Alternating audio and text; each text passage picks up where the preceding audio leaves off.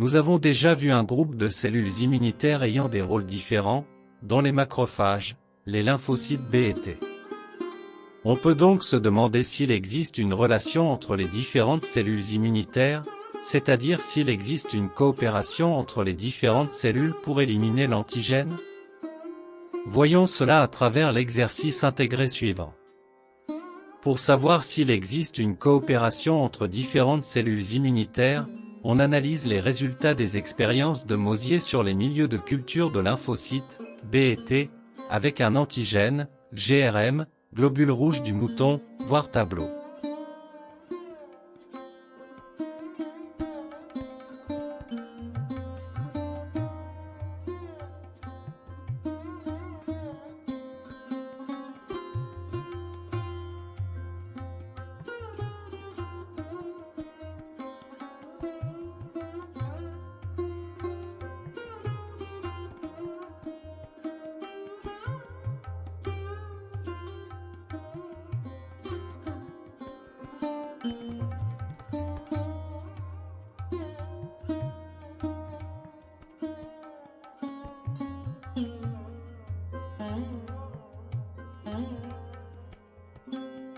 En se basant sur les données du tableau aqua et de l'absence des anticorps anti-GMR dans le milieu de culture numéro 1. L'absence des anticorps anti-GMR dans le milieu de culture numéro 1 est due à l'absence des macrophages. 2. Comment expliquez-vous la production des anticorps anti-GMR dans le milieu de culture numéro 2? La production des anticorps anti-GMR dans le milieu de culture numéro 2 est due à l'interaction des trois types de cellules immunitaires dans ce milieu qui sont les macrophages et les lymphocytes B et T.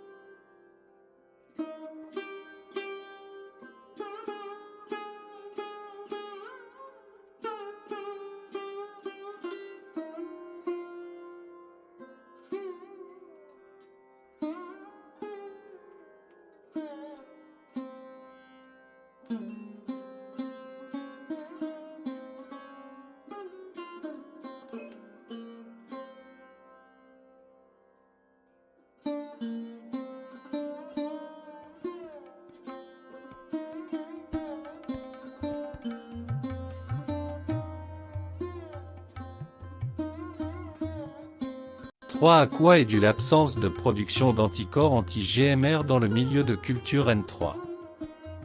L'absence de production d'anticorps anti-GMR dans le milieu de culture N3 est due à l'absence des lymphocytes B et T. 4. Déduire des résultats des trois expériences les conditions de production d'anticorps lors d'une réponse immunitaire. La production d'anticorps lors d'une réponse immunitaire nécessite la coopération entre les trois types de cellules immunitaires, les macrophages, les lymphocytes T et les lymphocytes B.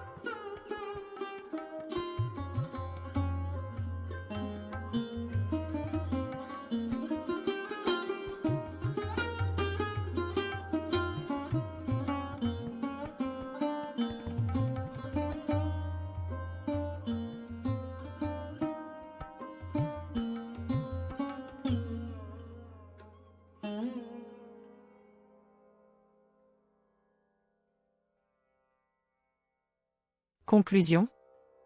Nous concluons qu'il existe une coopération entre différentes cellules immunitaires, les macrophages, les lymphocytes T et B afin d'éliminer les antigènes.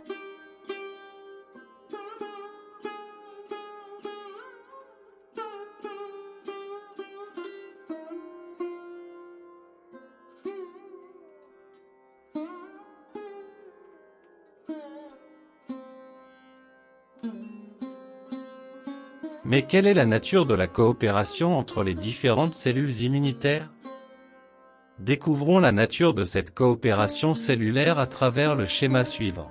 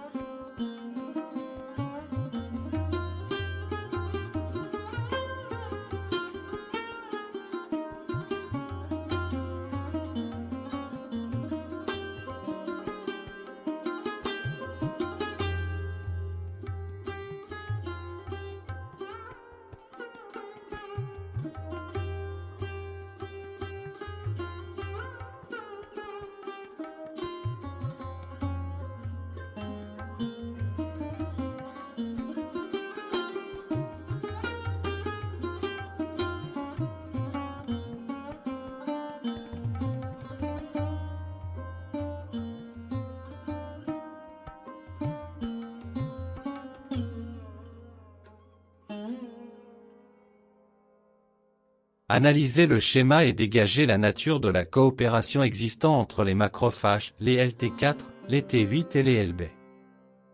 Relation entre les phagocytes et les LT4. Les macrophages présentent l'antigène aux lymphocytes T4. Relation entre LT4 et les LT8 et les LB. Les lymphocytes T4 sécrètent l'interleukine qui active les LT8 et les LB qui se multiplient et se transforment en LT8 tueurs et en plasmocytes sécrétrices des anticorps.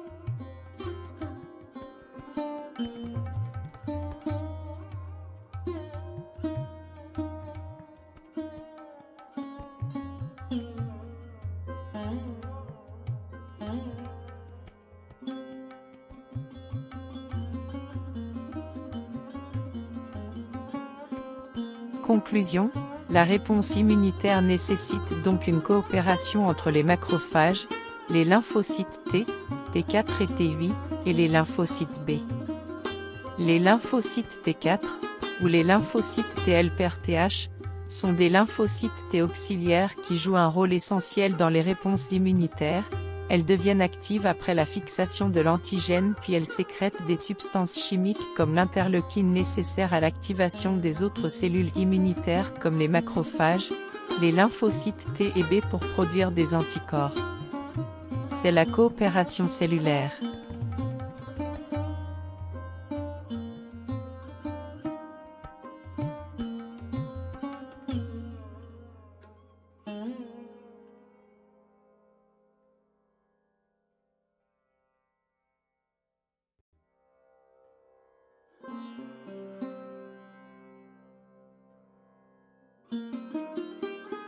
Mais quelle est l'origine des cellules immunitaires?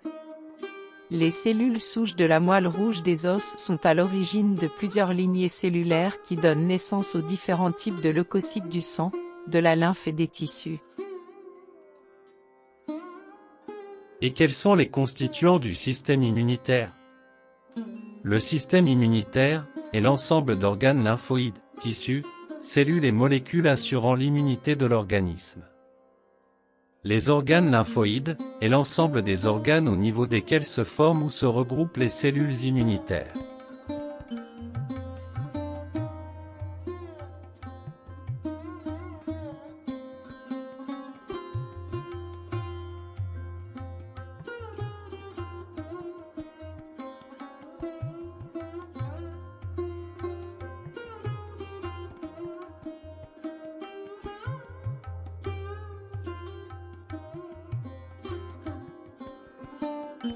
La moelle osseuse rouge produit les lymphocytes T et B et assure la maturation des lymphocytes B alors que le thymus assure la maturation des lymphocytes T.